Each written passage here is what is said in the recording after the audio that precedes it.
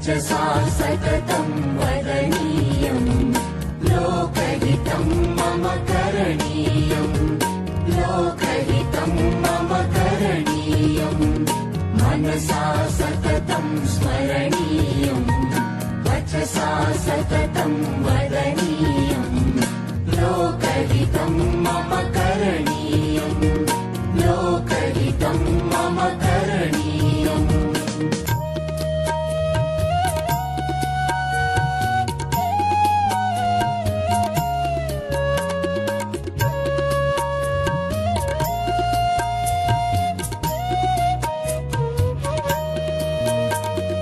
न भोगभवने रमणीयम् न च सुखशयने शयनीयम्